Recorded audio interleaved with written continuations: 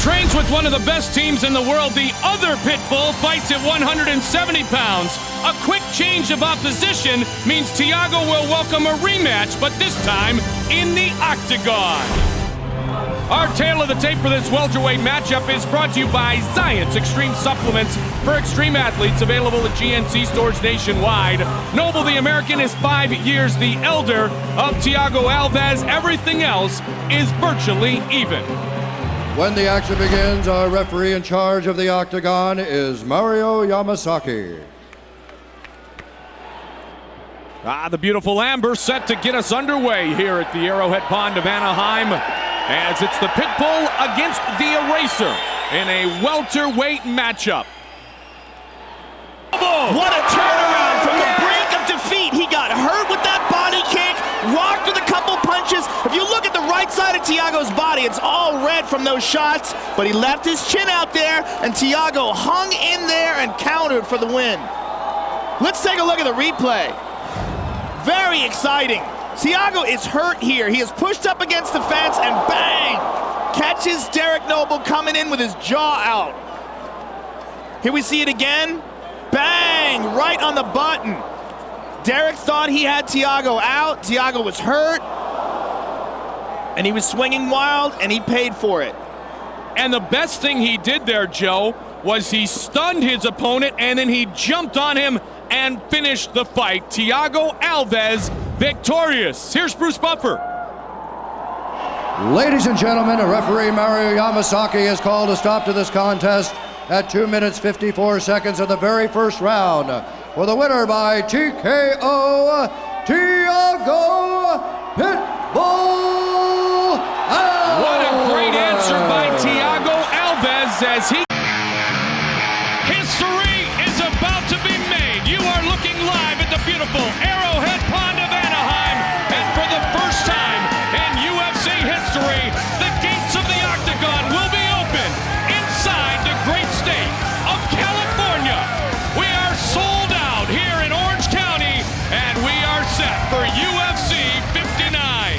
He trains with one of the best teams in the world. The other pit bull fights at 170 pounds. A quick change of opposition means Thiago will welcome a rematch, but this time in the octagon. Our tale of the tape for this welterweight matchup is brought to you by Zions Extreme Supplements for extreme athletes, available at GNC stores nationwide. Noble the American is 5 years the elder of Thiago Alves. Everything else is virtually even. When the action begins, our referee in charge of the octagon is Mario Yamasaki.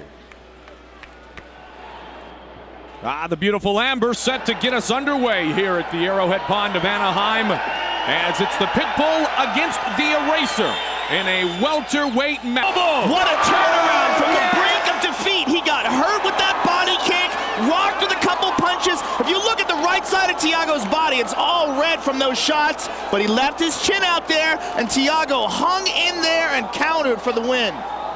Let's take a look at the replay. Very exciting. Thiago is hurt here. He is pushed up against the fence and bang! Catches Derek Noble coming in with his jaw out. Here we see it again. Bang! Right on the button. Derek thought he had Thiago out. Thiago was hurt. And he was swinging wild, and he paid for it. And the best thing he did there, Joe, was he stunned his opponent, and then he jumped on him and finished the fight. Thiago Alves victorious. Here's Bruce Buffer. Ladies and gentlemen, referee Mario Yamasaki has called a stop to this contest at 2 minutes 54 seconds of the very first round. For the winner by TKO, Thiago Pitbull Alves. What a great answer by Thiago Alves as he comes back from the brink of defeat to earn the victory over Noble. One man is a street fighter who comes from a fighting family. The other, a sheriff who trains others in defense tactics. What do they have in common? The desire to taste victory in the octagon. Our tale of the tape is brought to you by Zions Extreme Supplements for extreme athletes, available at GNC stores nationwide.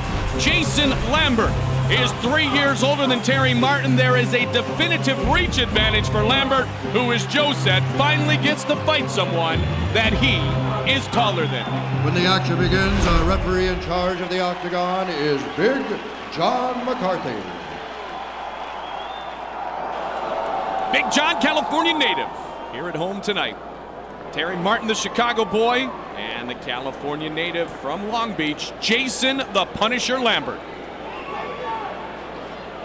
right, gentlemen, here we go. Back yourself up, Terry. Are you ready? You ready? Let's get it on. Come on. Will Terry Martin be happy to stand and bang? That's what he said he wanted to do the first time. Made the mistake against James Irvin and lost in his UFC debut. I like how Lambert's moving around, giving him a lot of angles, not standing in front of him. Lambert is a big, thick guy. You can see where Lambert was a heavyweight for the majority of his career. Yeah, nice tie-up, good knee by Martin. And, you know, we said when we saw Martin before, Joe, that he has that Mike Tyson type body. It's short, compact, extremely powerful. They both have that same type of body here.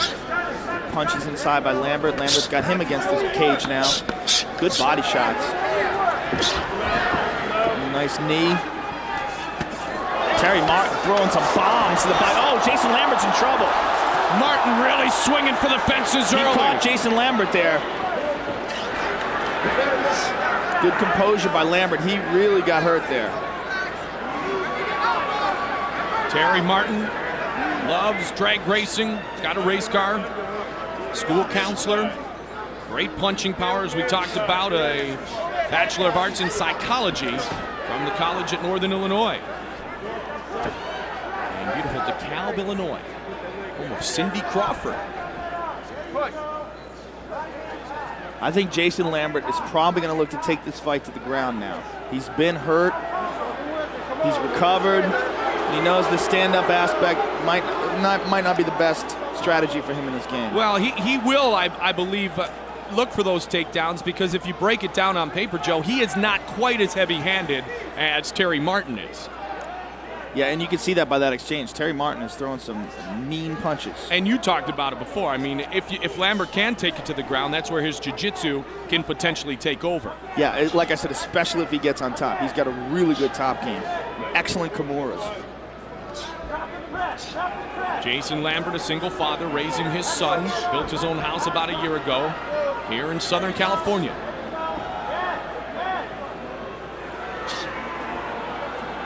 Jason is working on that one leg with the knees. Lambert in the black trunks, Martin in the white and black trunks. Terry Martin with the early points, with a good exchange of strikes in the first round. Taking a peek up at the big screen was Jason Lambert to check the time. This fight scheduled for 3 5-minute rounds. So far, Terry Martin has done a really good job of not letting this fight go to the ground. Both in close quarters trying to throw uppercuts. Martin just missed with one before. A lot of clinch being utilized here right now. A little dirty boxing, Randy Couture style. Now McCarthy will break him up and keep him going. And there you go. Right on cue, Big John. And this is where Terry Martin should have the advantage, where there's a little bit more room to exchange.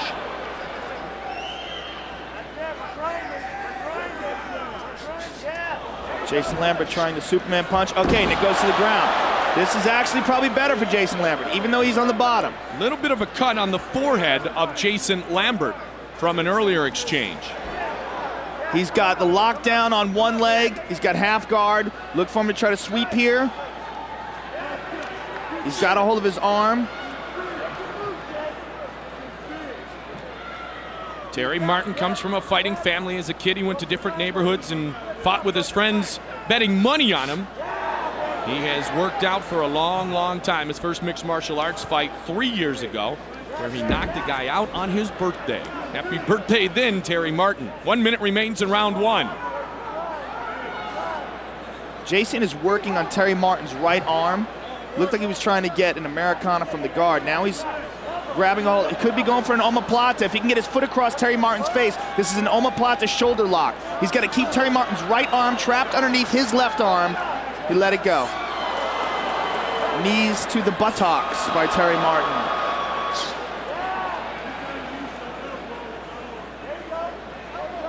Martin doing a good job within the guard of Jason Lambert so far, keep him busy, and it was, as you talked about, Joe, Martin who initiated the takedown in the change of venue to the mat for this part of the fight. Jason is doing a really good job of avoiding any damage, avoiding punches from here, and threatening Terry Martin with some possible submissions.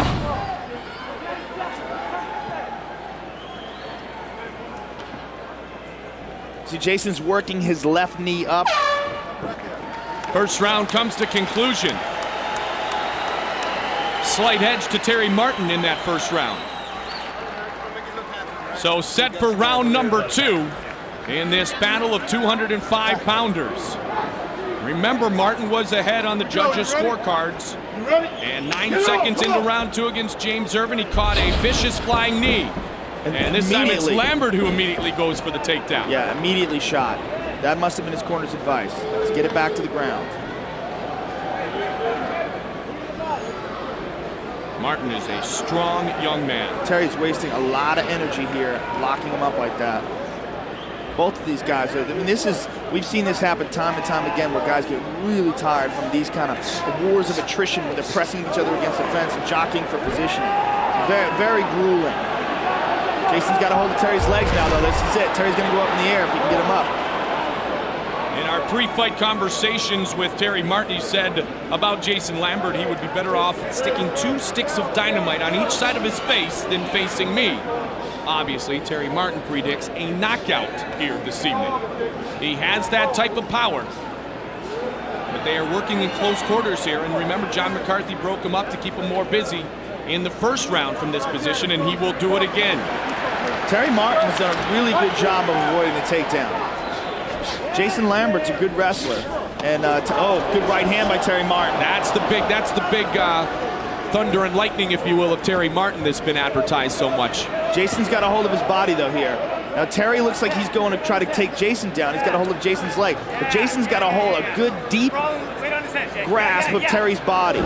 If he can keep the weight on him and press him down. Nice run, yes! And there they go. Yeah, but Jason's on top here. Scrambles to the back. See that? That's beautiful grappling right there. He's got a hold of one arm. This is a crucifix position. If he can straighten that leg out, if he can straighten that Terry Martin's left arm out and pull him on top, this is a bad spot for Terry Martin. And as you said, the patience shown by Lambert in waiting to get that position is Jiu-Jitsu 101, grappling 101. Yeah, very smooth. Right here, also, he can take the over-under and take the back. So Terry Martin in a very precarious situation here at the midway point of round number 2. So Jason's got a hold of him here. What he's got to do is he's got to swing his legs over the top of Terry Martin. Now, he likes that crucifix position. He's controlling Terry there. Now he's taking the back. Well, if he can take that back, yep. He's got one hook in. Now you're going to look for him to get his other right leg around the other side. Now he's got 2 hooks in. He's beautiful. got it. Bad spot for Terry Martin. He's going to take a pound. This could be the beginning of the end. And it is all over. It is all over. Jason Lambert by referee stoppage here in the second round. Wow. Very nice. Excellent display of grappling and transitioning into striking on the ground. Extremely methodical in waiting for his position, Joe. Yeah, it was very smooth. His transitions were very smooth. Let's take a look at the end of the fight here. That was beautiful. Here, Jason Lambert has his back, gets that second hook in, and Terry Martin is flattened out and trapped and takes a pounding. And John McCarthy wisely stops the fight. Ladies and gentlemen, referee John McCarthy has called a stop to this contest at 2 minutes, 37 seconds of round number 2. For the winner by TKO, Jason the Punisher Lambert. So Jason Lambert sends Terry Martin to defeat. A Gracie Jiu-Jitsu black belt, David Terrell, is a massively talented young man. His opponent has worked in the family steel business. Rumor is he's got a little bit of steel in his hands. Our tale of the tape brought to you by Science Extreme Supplements for Extreme Athletes, available at GNC stores nationwide. The 28-year-old American against the 26-year-old American. Terrell has the reach advantage, but it is not a battle on the feet that would favor David, the Soul Assassin Terrell. When the action begins, our referee in charge of this contest is Marco Lopez. So Marco Lopez will be our referee for this middleweight battle, and there she is, the beautiful Rochelle Leah, the host of All Access on Spike TV, brought to you by Zions, a great All Access done on Andrei Arlovsky here recently. We're set earlier during like the takedown. It seemed like that's where Smith was disappointed, and I'm not exactly sure, not unlike yourself, what it was, but it's almost like he put his hand up when he was being taken down originally, and that's what he was upset about. And here's Bruce Buffer. Ladies and gentlemen, referee Marco Lopez has called a stop to this contest at 3 minutes, 8 seconds of the very first round. For the winner by tap out due to a rear naked choke, Dave, the Soul Assassin Terrell.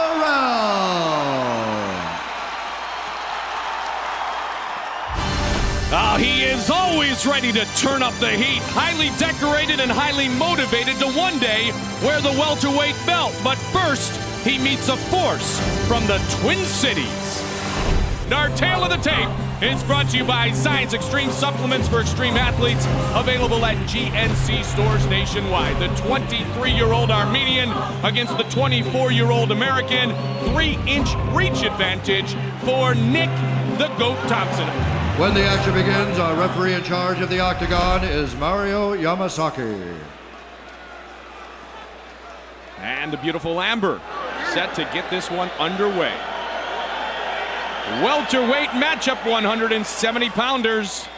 The GOAT and the Heat, Nick Thompson and Carl Parisian. Mario Yamasaki, our referee.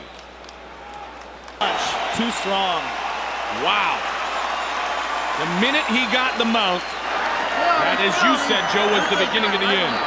Yeah, Carl, I mean, he's so strong. Having that guy on top of you.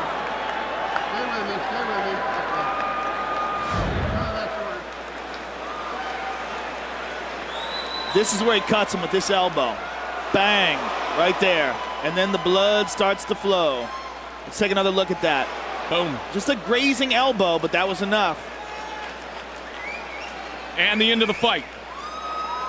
It was a tap by Nick Thompson, and Carl Parisian victorious, 5-1 in the UFC, 23-3 in his mixed martial arts career. Here's Bruce Buffer. Ladies and gentlemen, referee Mario Yamasaki has called a stop to this contest at 4 minutes, 44 seconds of the very first round. For the winner by tap out, Carl the Heat Parisian. And the victory goes to Carl Parisian.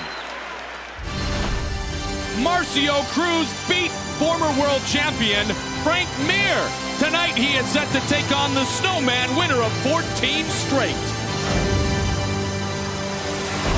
Our tale of the tape for this first matchup of the night is brought to you by Science Extreme Supplements for Extreme Athletes, available at GNC stores nationwide. We talked about the reach advantage that is enjoyed by Marcio Cruz, but as Joe points out, he's not the striker of the two. The Brazilian is 5 years younger than Jeff Munson. When the action begins, our referee in charge of the octagon is Big John McCarthy. You want to talk about a guy who has seen it all? The beautiful Rochelle Leah, set to get this night officially underway. Heavyweights will begin the action this evening.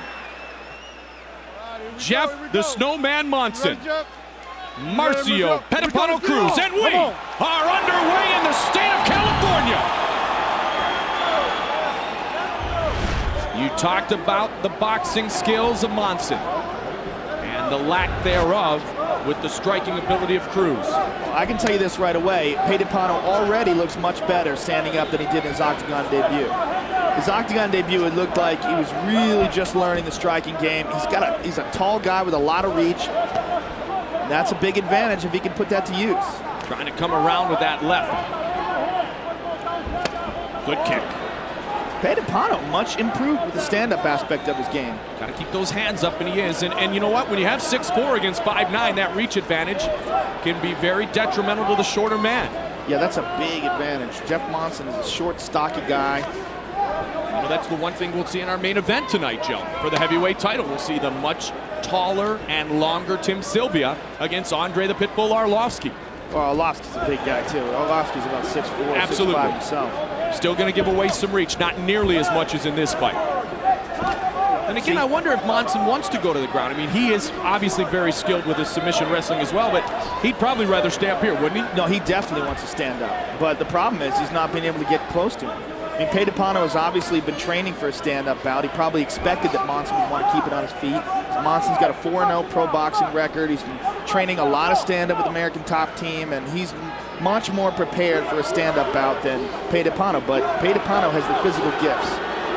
Monson trying to step forward. He has to get inside Marcio Cruz to start to do some damage. Yeah, he's got a bull rush and Mike Tyson this. There's no way he's going to be able to stand on the outside because he's winging these punches, and Pedapano's so tall, he just leans his head back and they miss him. He steps forward with that left jab. Monson at this point probably trying to size up the reach advantage. Good kick to tangle. And again, if this fight goes to the ground, we could very well see a stalemate. These guys are both excellent grapplers, and the problem when you get two guys who are so evenly matched is they can't do anything to each other. They cancel each other out.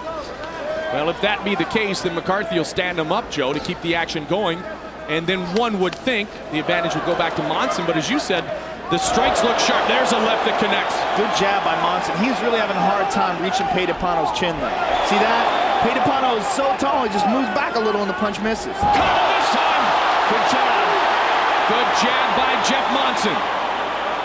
Now the Snowman's just trying to wait for his opportunity to sneak in after Cruz will throw. He tries to duck under and then get inside, and down we go to the mat. And right back up.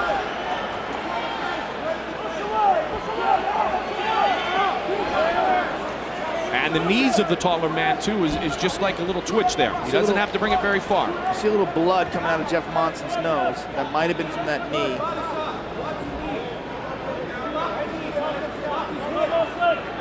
Monson is pro boxing trainer with the 1976 Olympic gold medalist Howard Davis. And they go down again. Both are very comfortable with the ground game. Monson is in half guard here. He's going to try to pass. He's got one leg over. Pedapano is very good off his back. He's very good in both of these guys are very good in either position, top or bottom.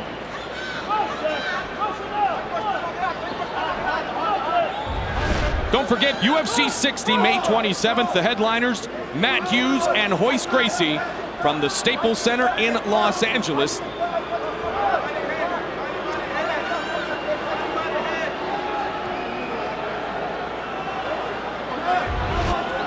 Some little punches here by Monson. Pedapano's just got him wrapped up in the guard. He's working the midsection. Cruz is familiar with that. Cruz has never had a job. His job has always been, Joe, to compete and train in the sport of jiu-jitsu. And they'll stand him up. See, that's what you talked about. The potential stalemate is going to lead to the stand-up courtesy of Big John McCarthy. It's funny because Jeff Monson's the 4-0 pro boxer, but he's also the one with the big bloodied up face right now. His eyes are a little bit swollen. He's got blood coming out of his nose. And that shows you two things. It shows you that Pedapano has greatly improved his striking, and then also that he has a huge reach advantage. Caught him in the midsection, but he's got to step in. And when you have that larger opponent, Joe, to step in, you put yourself in a position to take some punishment.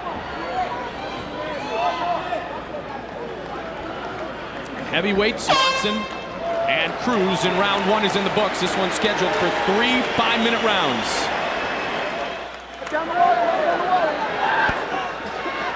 Let's see what different strategy Jeff Monson employs in the second round.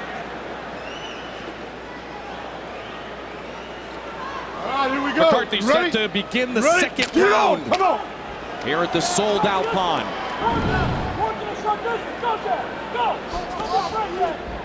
And straights with the jab this time. He's utilized that looping left so far. Both times that Cruz got caught on the chin, it was with a straight left from Jeff Monson. Good leg kick by Cruz. See, those short arms, he just can't reach. He can do a lot of push-ups, though. And a takedown. To Pedapano's guard. Uh-oh. Pedapano scrambling. Monson looking to pass. See if he can get some control here. And Jeff is back up. See, Jeff, as you said, as good a submission wrestler as he is, two-time Abu Dhabi World Submission Wrestling Champion, he still would rather not go jiu-jitsu toe-to-toe, if you will, with Pedapano. Well, the problem is they cancel each other out. Right. You know, these guys, they're both, it's very hard to submit either one of these guys. That time with the right. Good leg kick by Pedapano.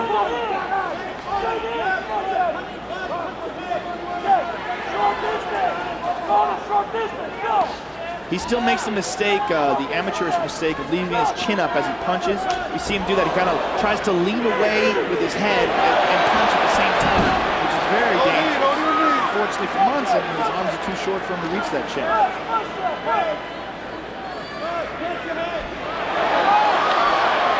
Now, he can't knee to the head in this position, but he can knee to the shoulders and the arms. And that's exactly what he is attempting to do. And he's trying to transition to the back here, but Pedapano's got control of his arm to keep that from happening. Pedapano's trying to lock up a Kimura on Jeff Monson's arm. Watch the back of the head, Spinning Jim. back towards guard, and Monson is up. Hold him up. Two-time Abu Dhabi World Champion Jeff Monson, and he wants this one on the feet. Against the six-time World Champion of Jiu-Jitsu, eight-time Pan American Champion of Brazilian Jiu-Jitsu, and the 2003 Abu Dhabi Champion, the only Brazilian to win in his weight category of 99 kilograms. Pedapano landed a couple of really good leg kicks there. He keeps hitting that right leg kick to Monson's left leg, and if you see the slit in Monson's shorts, his leg is very red and swollen. Good work, good work, good work. Some good leg kicks by Pedapano. So far, that's been his most effective strike. Who has the advantage so far in this fight? I would say Pedapano. It's Monson's having a hard time getting a hold of him. He's having a hard time catching him. Pedapano's been landing those leg kicks. In a leg kick, I mean, people don't count those enough. That's a very damaging blow. You know, oftentimes in the scoring, you see a guy, and we're having a problem with that with mixed martial arts judges in particular, where guys will land a bunch of leg kicks and the other guy will land a couple of punches and that guy will win the round. It's very, very frustrating for guys who are good at the leg kicks but who understand how much damage they actually deliver. Monson trying to work inside and use the knees a bit. Well, work it out. Again, if they don't work it out, as John McCarthy just said, they'll break him up, and John on the spot as always. Don't forget UFC 60, May 27th. Hughes against Gracie, May 27th, live on pay-per-view.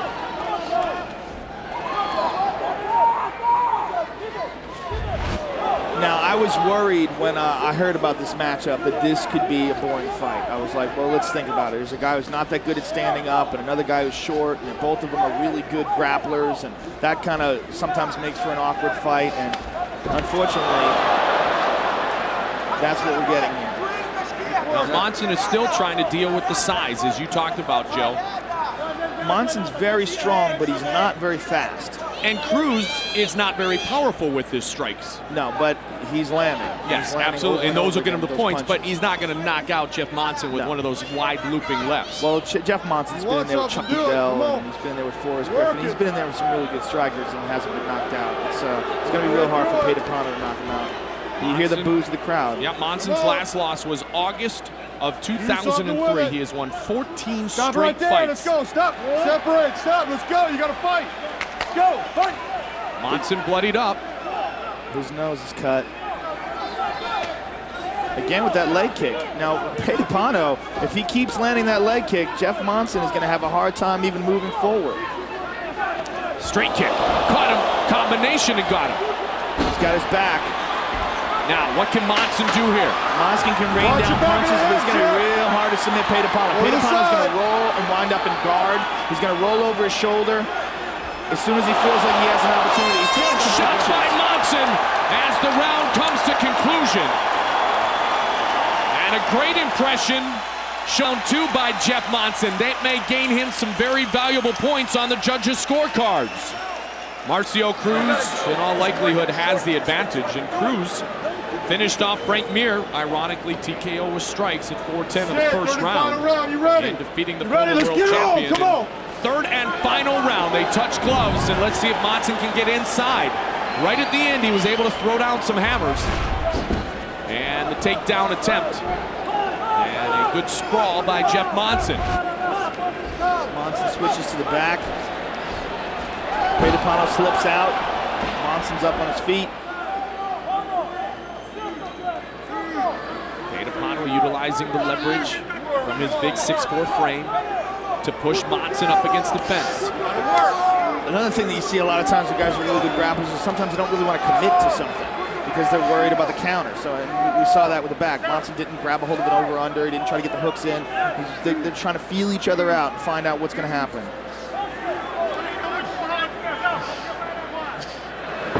Monson trying to work the midsection of Marcio Cruz. Cruz, born and raised in Rio de Janeiro, Brazil. His pre-fight quote on this matchup against Monson: "I wish him good luck. He will need it." And so far, Monson needs to get inside, as I've said on numerous occasions. If I was in Pedapano's corner, I'd be screaming out for those leg kicks. That may be what has been giving him the advantage right now. Tough to take down Jeff Monson with a nice sprawl again. That's like taking down a brick wall. That guy's a little gorilla. I mean, you can see the open leg of Jeff Monson. See how swollen it is in red. Pedapano's going to roll in the guard here. And a great job done by Pedapano. A less experienced fighter would give Jeff Monson his back, and Monson would be able to finish him. Monson trying to swing down. Going to be tough to do a lot of damage from inside the guard of a long-time Brazilian Jiu-Jitsu champion. And unfortunately, it's going to be very tough for Pedapano to do anything offensively from his guard with the short, stocky arms of Jeff Monson and the experience that Jeff Monson has in avoiding submissions. He has a love for the sport of Brazilian Jiu-Jitsu and respect for Royce Gracie. Remembers watching Royce when he was a boy, and when his son was born, he half-kiddingly said, "I'm going to call my boy Royce," and his wife said, no, I'm not going to be Royce Monson. Royce Gracie in the house here tonight, as well as Matt Hughes. They will meet at UFC 60. Up to 5, downtown Los Angeles on May 27th. You want to stand there, Jeff, and prove it? Stop it right there. Stop. They're going to stand him up again with 2:15 remaining in the third and final round of this heavyweight confrontation. And I think the stand-up is to Pedapano's advantage. Which we did not think coming in, did we? No, we did not. I'm impressed with his development as a striker. There's the leg kick. Not a hard one, but he landed it. Now he's getting tired. Yep. You see his chin is straight up in the air. His hands are dropping. But Jeff Monson's just too short to capitalize. Final 2 minutes.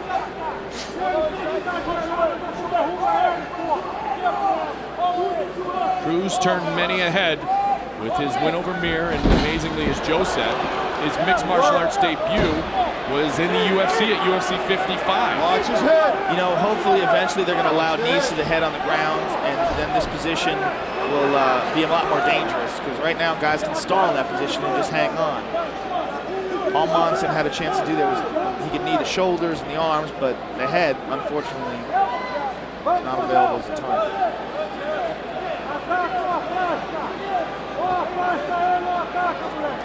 Come on, work. This is what I was most worried about with this bout. Under a minute remains. Boring slap fight on the ground. The crowd is starting to boo. Big John's going to stand him up again.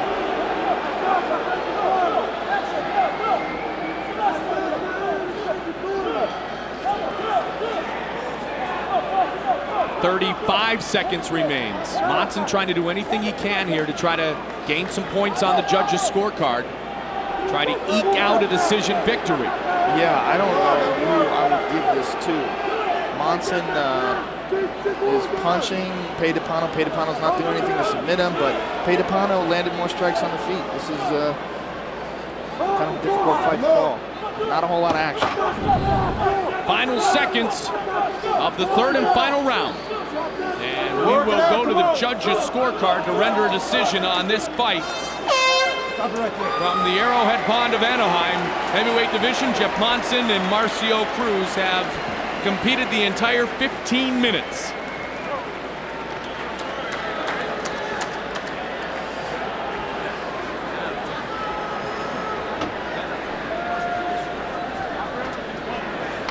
All right, let's get the thoughts from Eddie Bravo.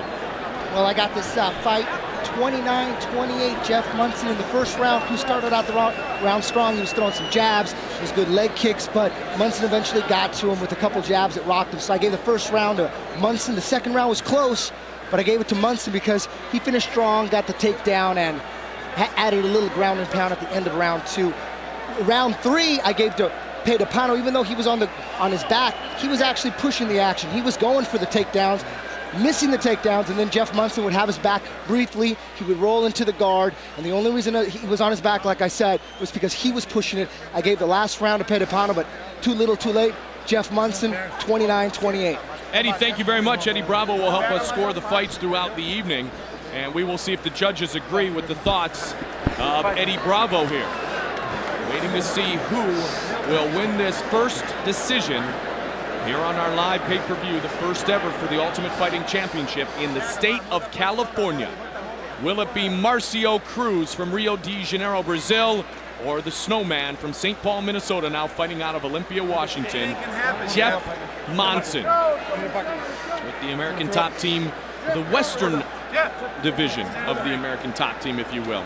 Bruce Buffer has the judges' thoughts. He has the official decision. Ladies and gentlemen, after 3 rounds of action, we go to the judges' scorecards for decision.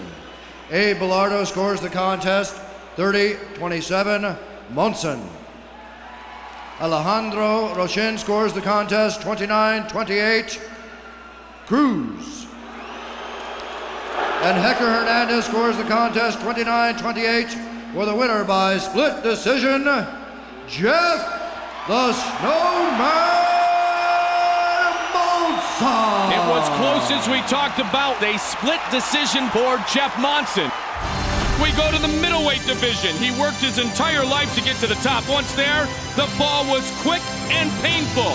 Tonight, Evan Tanner set to return to the octagon against a man who's been taught by the king of the streets. Our tale of the tape for this middleweight matchup brought to you by Zions Extreme Supplements for Extreme Athletes, available at GNZ stores nationwide. 10 years the elder is Evan Tanner, but if Evan Tanner looks 10 years younger than we've seen him before, well, you do the math. Evan Tanner and Justin Levens are set to get it on.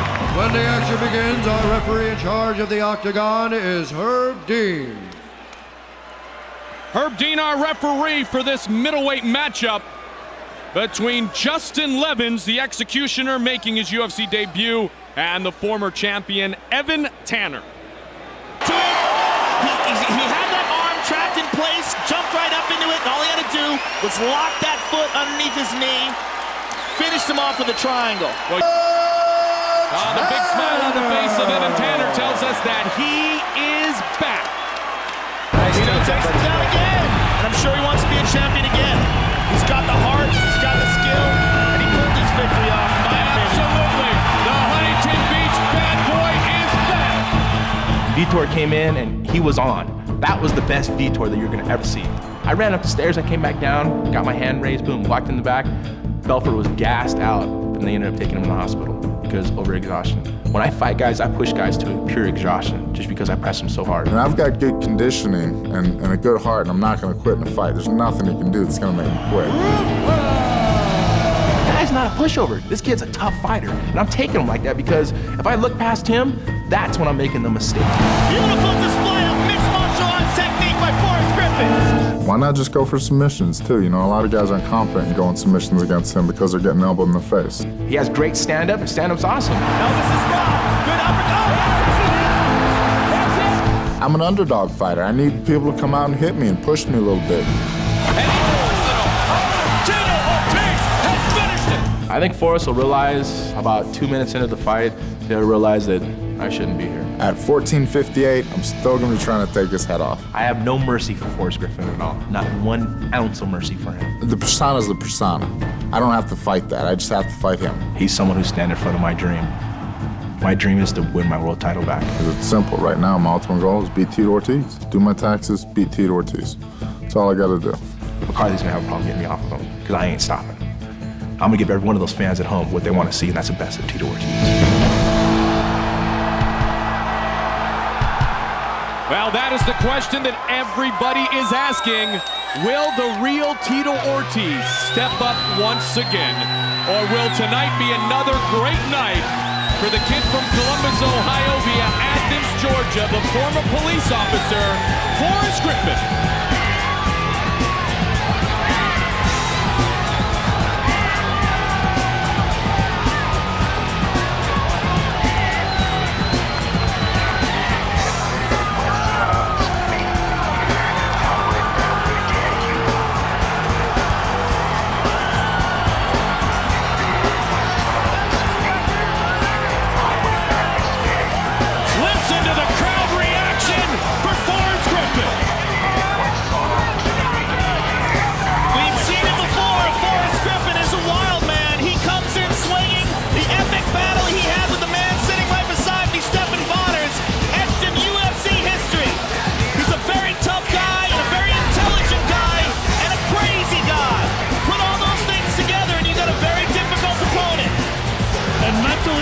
Hard to break. Tito could beat him and beat him and beat him and beat him, but Forrest, he won't go away. He'll keep trying to swing, take his head off, just like you said.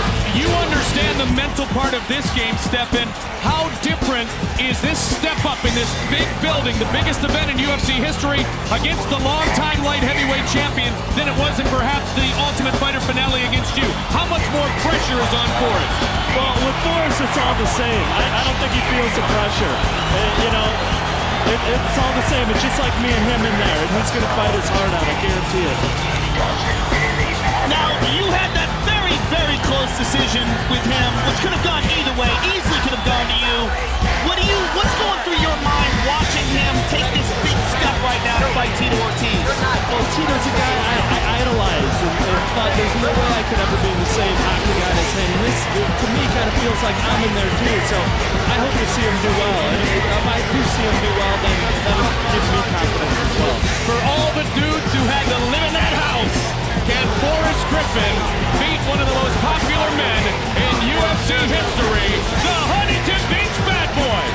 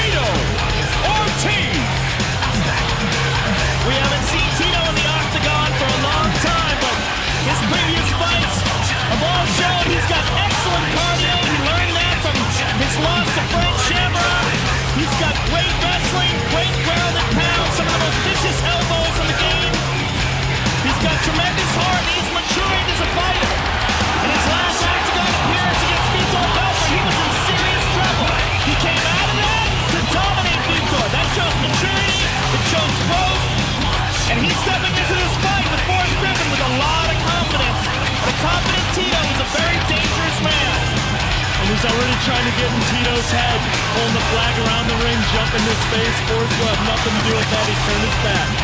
Smart move by Forrest, and as you said, you don't think Forrest will be bothered by this. Tito Ortiz has the crowd on his side.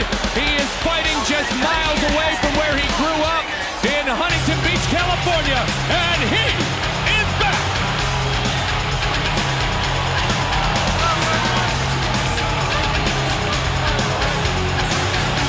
There he is, the King of Queens, Kevin James in the house tonight. And the Rampage, Quentin Jackson, our tail of the tape for this light heavyweight matchup is brought to you by Science Extreme Supplements for Extreme Athletes. Available at GNC stores nationwide. Tito Ortiz, 4 years the elder of the Ultimate Fighter 1 champion, Forrest Griffin. Everything else is virtually the same. The fans wanted it, and Dana White says, then you got it, baby. Tito is back. Tito and Forrest are set to fight. Official introductions from Bruce Bumper. Ladies and gentlemen, this bout is 3 rounds in the UFC light heavyweight division. Introducing first, the fighter standing in the blue corner. This man is a freestyle fighter who holds a professional record of 12 wins with 2 losses. He stands 6 feet 3 inches tall and weighed in at 203 pounds. Fighting out of Athens, Georgia, Forrest Griffin.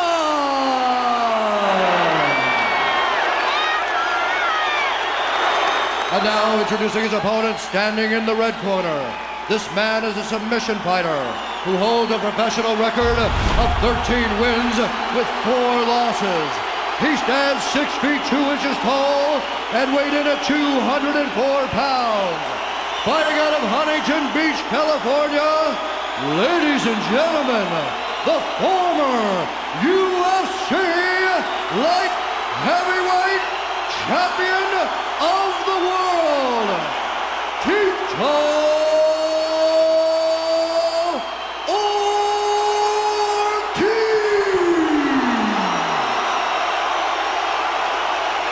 When the action begins, our referee for this contest is Big John McCarthy.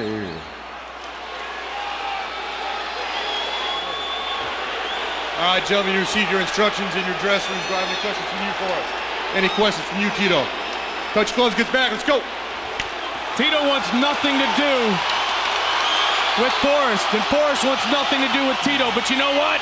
The mental game is over. It's time to throw down Tito Ortiz. There was no glove touch tonight. Nope. And Forrest just walked away. Look at Forrest, unfazed.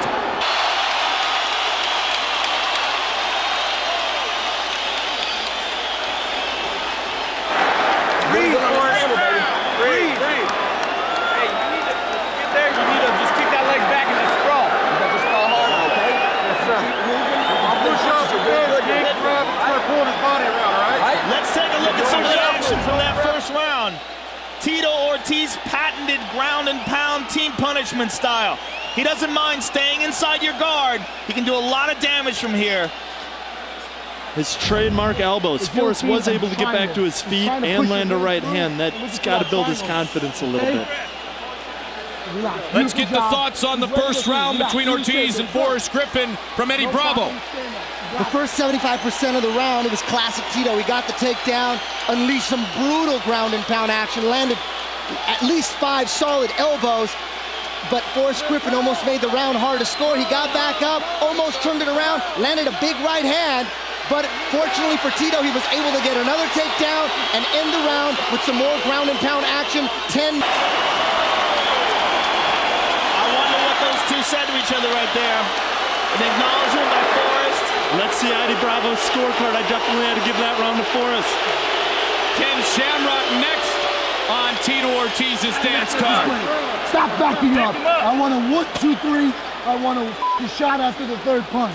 Randy Couture right here and win the belt. This is what I need. I need a 1, 2, 3 to get him on the ground. Put him on the floor. And you better be relentless for the last 5 on the ground. Eddie Bravo. Well, Tito started the round really strong. He started with a couple jabs and landed a big right hand that hurt Forrest. But once Forrest started defending the takedown shots, like Joe said, he gained a lot of confidence and started picking Tito apart late in the round, landing hooks, landing rights, landing jabs. Forrest is starting to tip. Because you never know if someday it will be. The Huntington Beach bad boy returns, but does he make a triumphant return to the UFC? Forrest Griffin. Tito wanted this fight more than anything in the world and thought he'd absolutely smash Forrest Griffin, and it's a very close fight in my head. And we thought the way it started, Joe and Stephan, that he was going to smash Forrest Griffin. Let's take a look at some of the action from the last round. Here's a nice right hand by Tito Ortiz. Tito landed some good punches in this round. Here's the final uppercut, hook lands, nice left flush. hook. That last takedown may very well have made the difference for Tito Ortiz. If he held him down, but Forrest negated it as he got back to his feet. And you pointed out as well, Stephan, he did a good job throwing from the bottom and the end of the fight. He was pushing the head away and throwing those elbows very nice, being aggressive on the bottom and able to get to his feet. So in my opinion, that negates Tito's takedown. The one thing that you can see, though, is Tito never really hurt by the strikes of Forrest Griffin. Eddie Bravo, how do you score it?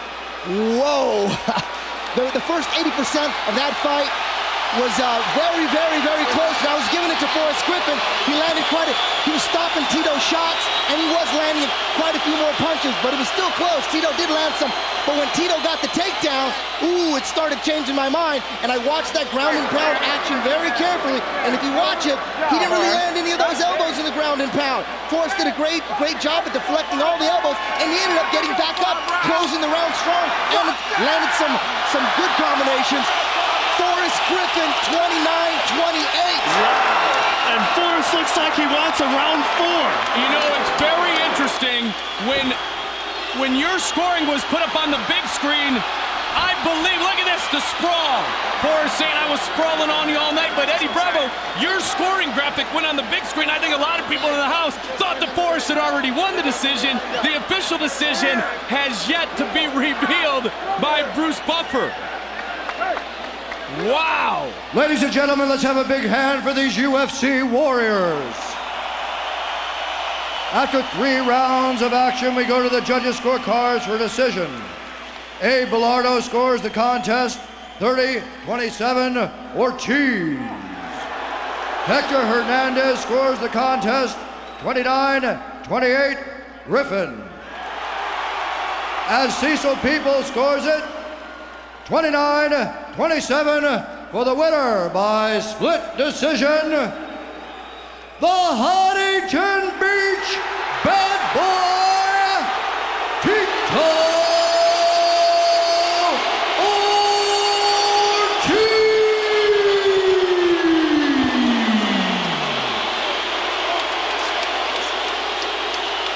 Stephan, you've been in the same position as your good friend Forrest Griffin before. What's going through Forrest's mind?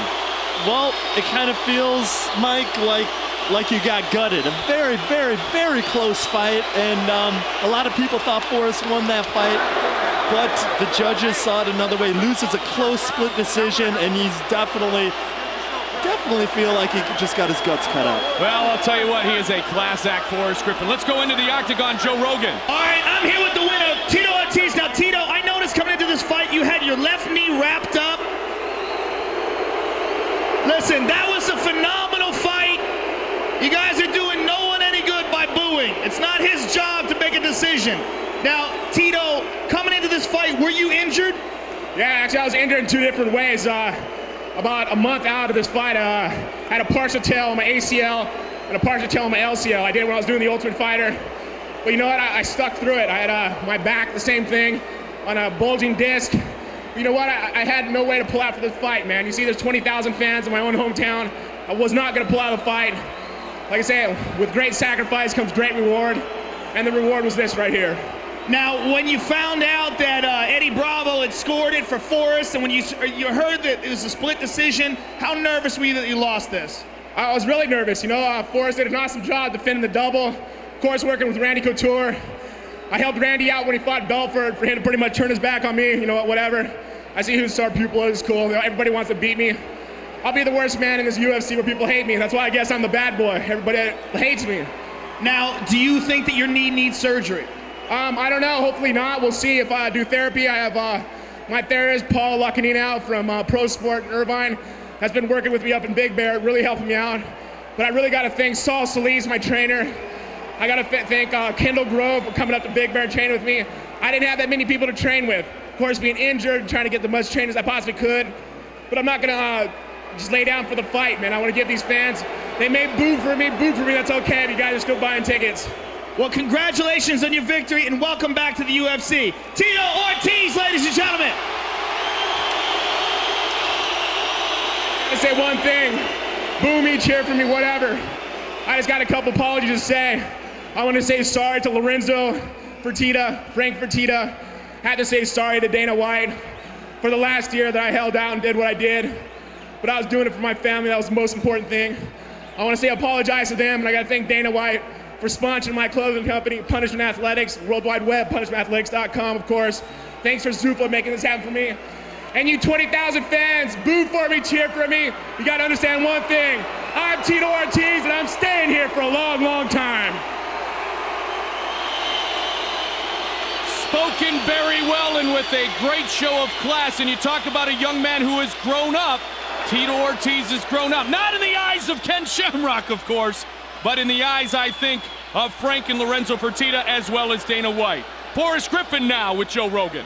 All right, I'm here with the loser, Forrest Griffin. Hey, Forrest, you're a winner in my book, buddy. Now, you saw Eddie Bravo's unofficial scorecard had you winning. You heard it was a split decision. Did you think you'd done enough to pull it off? No, I didn't fight the first round. He had that takedown at the end. I think that stole the third round for him, I'll be honest. If I had gotten up quicker and not taken the pounding that third round, that would have been my third round. But he won it with that takedown, fair and square. He won the first round. You guys are going to see a lot more of me and this guy fighting again, I guarantee you. Hey, seriously, I feel so good right now. I'd like to go another 2. Let's make it a 5. I think the audience would love to see that. Unfortunately, the athletic commission wouldn't. I realized he had his leg taped there, and I kicked it once, and he slipped. And I'm so freaking nice, I stopped. It was like, ooh, God, did I hurt your leg? It's got a bandage on. I shouldn't kick that, huh? All right, Forrest, do you think that this fight solidifies the fact that you deserve to be at the top of the sport? You know, I never said I was that good. But there's nobody in this sport at 205 you put me in with, and I won't make it a fight. That's just the way I am. I'm just a dog. I fight, period. I'm not that technically good. I'm not that great, but I'm going to fight, and I'm in good shape. That's it. That's all you need.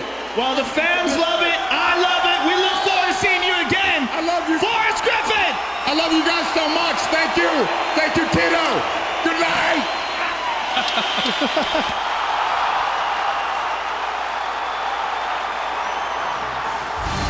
The Muscle Shark has been ranked amongst the top 5 170-pound fighters for the past 5 years.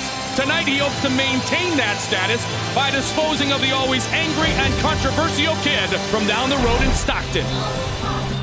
Our tale of the tape is brought to you by Zions Extreme Supplements for Extreme Athletes. The 32-year-old Shirk against the 22-year-old Diaz. A huge reach advantage for Nick Diaz, and we saw his striking displayed in his win over Robbie Lawler. Once again, it's Bruce Buffer. When the action begins, our referee in charge of this contest is Marco Lopez. So Marco Lopez, our referee for this battle of 170-pounders. And Joe, a little foreshadowing on Sean Shirk. He is planning on going to 155 next. Amber takes her seat, and we are set to begin this battle between Sean Shirk Fighter, you ready? and Nick Diaz. Fighter, are you ready? Main event still ahead on the card here, UFC 59.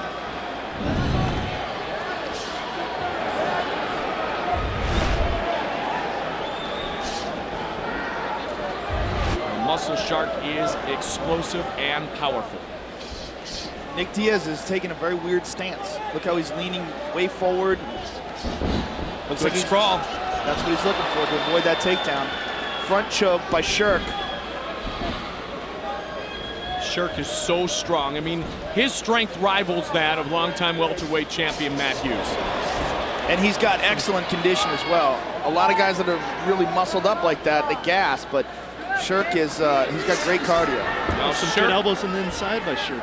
Shirk has lost his last 2 UFC bouts, but that was to the world champion and the #1 contender, Matt Hughes and George St. Pierre. He has multiple wins outside of the UFC since we last saw him against George St. Pierre. Shirk has never suffered back-to-back losses. Diaz suffering back-to-back losses for the first time in his career, so lots to be dictated here in the 170-pound category here tonight. And Diaz is sticking his head out. He's got his level lowered a lot, which is something you do with short guys, but not sticking your chin out like that. That's a little strange. Yeah, it's almost like he's inviting him to punch. Yeah, he's baiting him a little bit, maybe looking for the counter. Well, remember how he baited successfully Robbie Lawler to get into a striking battle and shocked the world there, Stefan. Good straight right by Diaz. Shirk putting his punches together Shirk just really opened well. up a cut. Oh, good right there. Nice shot by Sean Shirk. Pardon me, it looked like he had opened up a cut. It's just a small one under the eye of Nick Diaz. Shirk has great speed. Here he has a cradle, double wrestling move. Good takedown it up with knees. Just a little mouse under the right eye of Nick Diaz, so no real damage delivered by Shirk. Good knee. Shirk is so fast. Diaz going for the switch. Still reaching for it.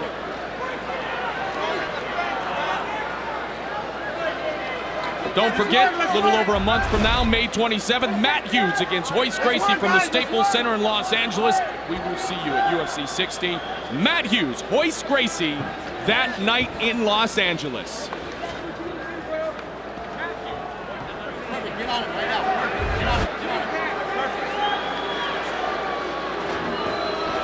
Diaz showed excellent takedown defense with that switch move. Yeah, he keeps going to that.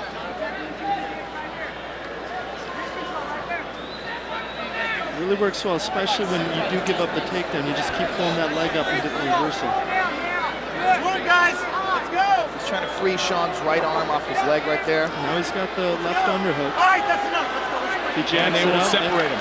There it is. Let's fight. Let's go. Let's go. Good job done by Nick Diaz. Shirk again, and you know what? Everything is a combination with Sean Shirk, Stefan. He does throw punches and flurries. Diaz ducks under. Diaz very unorthodox, as you guys mentioned. Oh, and those great short arms combinations. come in handy from the inside. He landed a few there.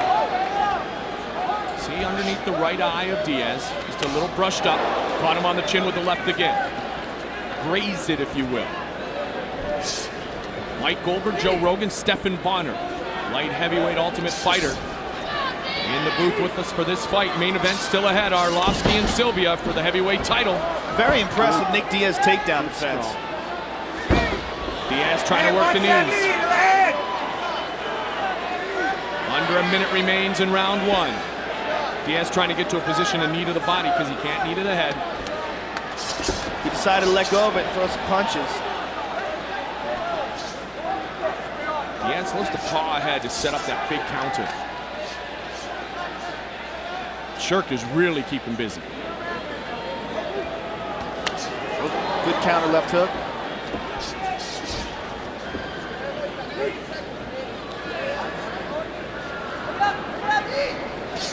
Nice knee, good follow-ups. And he's staying busy on him. Combo, then straight to the shot. Diaz going for that standing switch again. The pace that is kept by Sean Shirk is extremely impressive.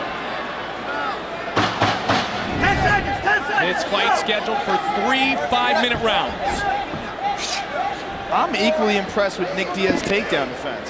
He's really doing a good job of keeping this fight on his feet. Very good round by Shirk. I'd have to give that one to him.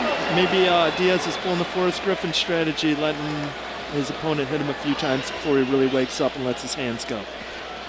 All right, let's go now. Let's go. Round two. And there you go. Diaz may have found his range. He landed that shot.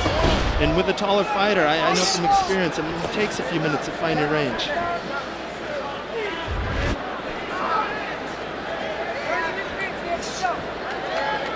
Nice knees by Shirk.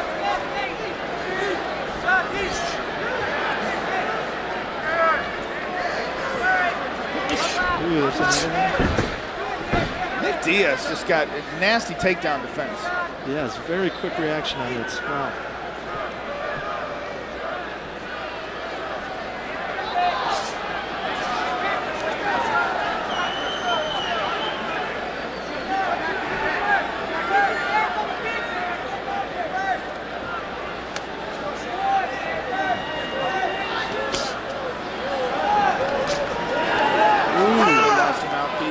Good counter right by Shirk. It looks like Diaz's mouthpiece came out, but he seems unfazed by the punch. Seems like Diaz is just throwing one punch at a time. It'd be nice to see him throw some more combinations. I like to yell at myself for the same thing sometimes. So.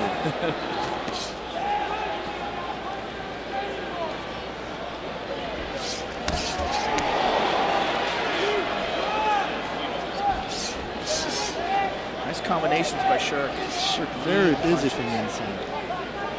He's having a hard time reaching Diaz.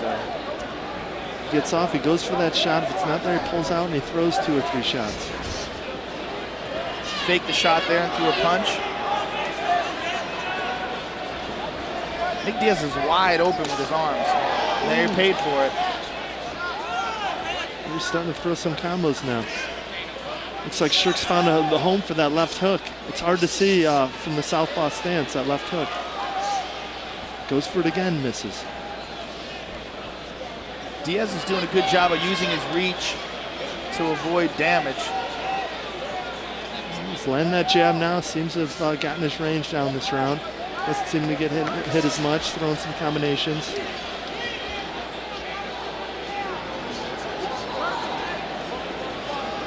It's like Rock'em Sock'em Robots. Good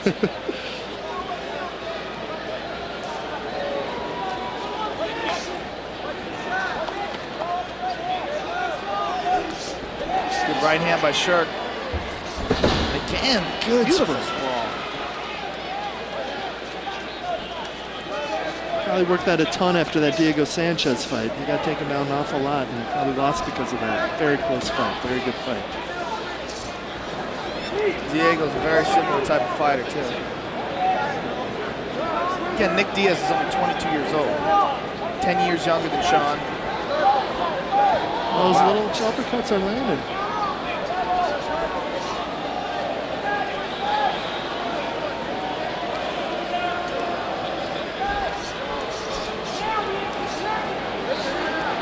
There's Shirk a little busy from the inside, as usual.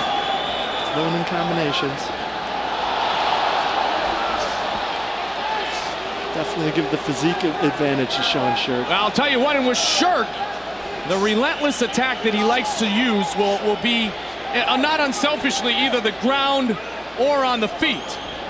This is a very difficult fight to score. Oh, nice timed that knee beautifully. If you just would have let it go, that might have ended the fight. Going for an omoplata. He didn't secure the arm.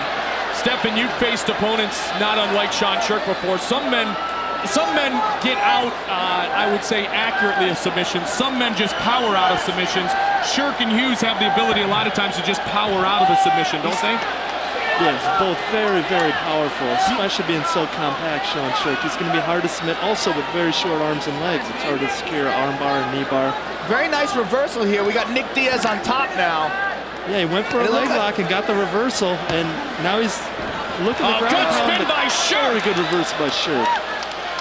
Now a good display of all the skills utilized in mixed martial arts by Sean Shirk and Nick Diaz. Don't forget, main event still ahead on the card tonight here at UFC 59.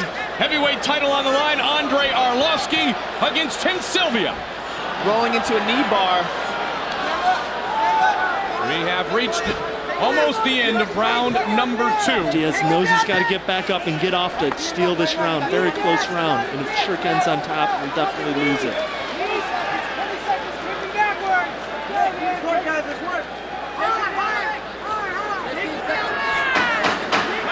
Final seconds of the round. Once again, a special thanks to Tim Ryan, the president and CEO of the Arrowhead Pond of Anaheim.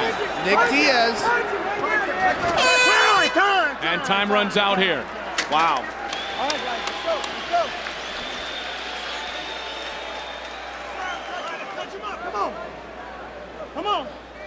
Touch him up, touch him up, touch gloves. All right, fight, let's go. Third and final round, Shirk and Diaz. Shirk in the white and black trunks, Diaz in the green trunks. And guys, this is a pretty darn close fight right now. Very close fight. Yeah, it's anyone's fight here. Not unlike the great battle we just saw between Tito Ortiz and Forrest Griffin. Might be seeing another split decision.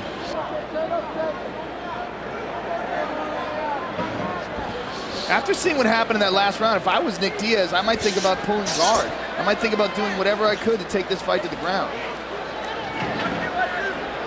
Recent family additions to Sean Shirk have him, at least from what he told us, more focused than he's ever been in his mixed martial arts career. And let's face it, guys, the rewards for successful mixed martial artists are unlike they've ever been in the past. The growth and popularity of the sport leads to the ability for these fighters to make themselves a decent living if they can excel in the octagon and other mixed martial arts battles. Hopefully more than a decent living. Hopefully something they can retire on. That's the craziest thing about fighting is, you know, you can't do it for very long. And these guys, they bank their whole life on it. I mean, Stefan, I don't have to tell you about that. Yeah, it's really nice to be getting a good paycheck. I fought Terry Martin for $150 and $150 to win not too long ago, so I'm pretty thankful. Wow, $300. How about this? Pro debut decision loss for Forrest Griffin against Dan Severn years ago, $250. Oh, did we get ripped off or what?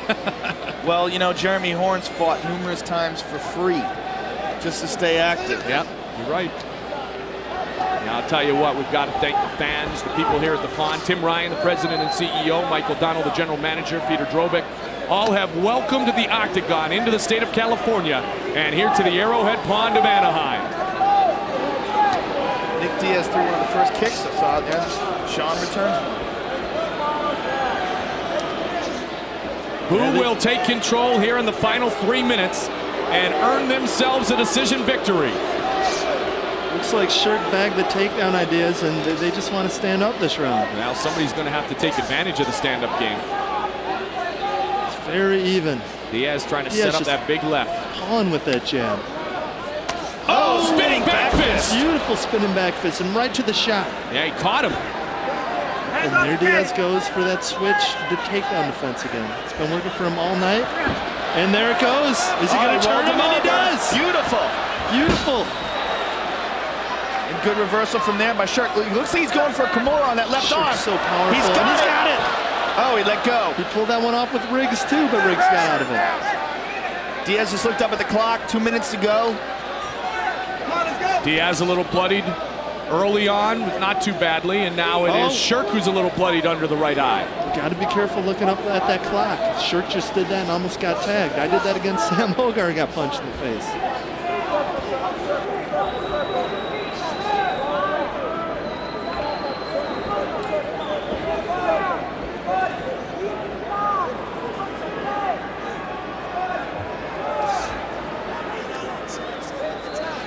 Great show on Spike TV last week. The Dean of Mean, Keith Jardine, and the man sitting next to me, Stefan Bonner, who battled Sam Hogar in the Ultimate Fighter series. Yeah, that was probably my worst fight to date, and I'll make up for it next time. There you go. Well, Sam wants that rematch in the same light as you want the rematch with Forrest Griffin. Well, if that's the case, even your worst fight today was still a great fight. I gave it a C-. Final 1 minute and 5 seconds of this third and final round. What would you give this fight? I'd say a solid B. Come on, let's work, guys, let's work. Well, this last round's fizzling out a little bit. It depends on the last 50 seconds. What's next for you, Stefan? Well, now that Forrest lost, probably Forrest Griffin. Wow, would that be any good? Shirk seems to be going for it. He's still letting those hands go. He's still got gas in his tank. I would hate to have to be a judge of this fight. Very close. Yeah, this is going to be a very, very tough decision. 30 seconds left. Let's see who really goes for it. Final 30 seconds of this third and final round. Diaz trying to sweep the leg.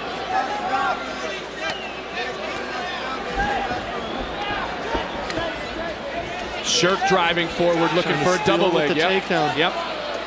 Nick Diaz is locking in a guillotine. And then he slapped it guard. on. 10 seconds down. remains. Can he finish? 10 seconds, 5 seconds. Shirk seems to pass. He's out of the guillotine. He's out, and we will render a judge's decision.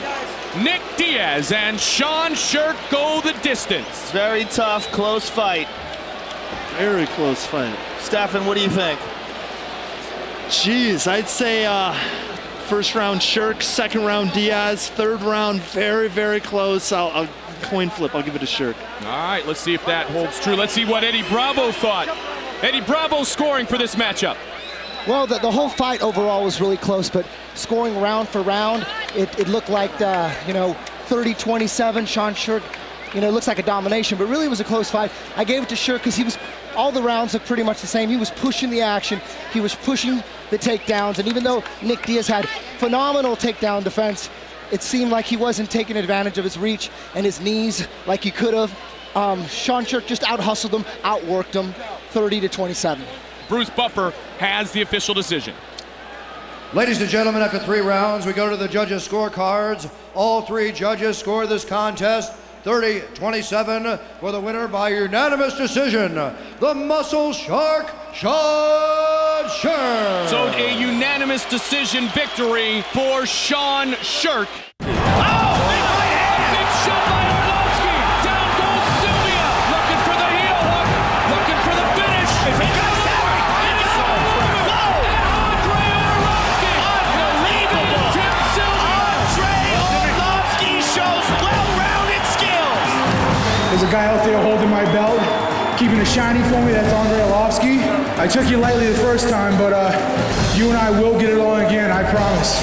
I'm definitely ready this time. I'm down to 260 pounds, in great shape, and I'm going out there to bring a fight to Andre Arlovsky, and I'm going to show him what I'm all about. Tim Sylvia! Huge, man. Oh, my God. Sweario's starting to look a little bit longer. Trying the high knee. Tim feels it. Trying to finish it here in the first round. Rematch with Arlovsky. How do you feel about that? Very excited about that.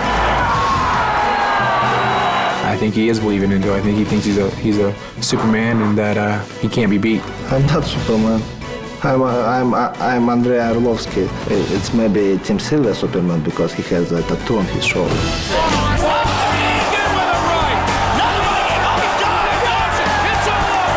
Vladdy is definitely. Oh, he's out. He goes, and it is all over. Arlovsky takes him down. What happened? What happened? Wow. It's over already. Paul Bontella and knock him out too in the first round. I'm taking the fight to him. I'm going to rough him up. I want to make sure he knows he's going to fight. I think it will be a good fight. It will be a war. I really still don't think he's got a great chin. So if I hit it, he's going to sleep. I will try to prove him wrong. He beat me a while back, so I want a vengeance. I want to beat him. And the plus is that he has the belt, and that's something I want back. We are set for the main event of the evening.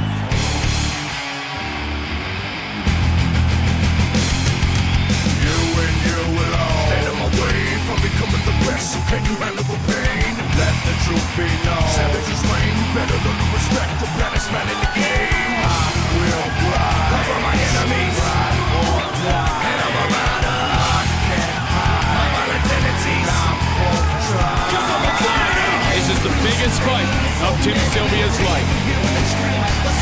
After we saw Tim Sylvia dismantle Cabbage, Tim Sylvia dismantle Rico Rodriguez, he looked unstoppable himself.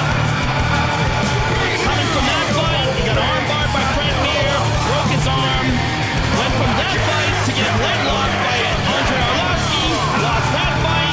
So it's been a tough year for Tim Sylvia. He's had 2 great comeback fights where he looked really good against Trey Tellerman, knocked Tellerman out. Tellerman has excellent strikes. He's a professional boxer. Knocked him out with a high head kick. And then, of course, the fight with Oswario Silva, he won a decision even though he was sick. He comes from a great camp. The Militich fighting system is just about as good as you can get.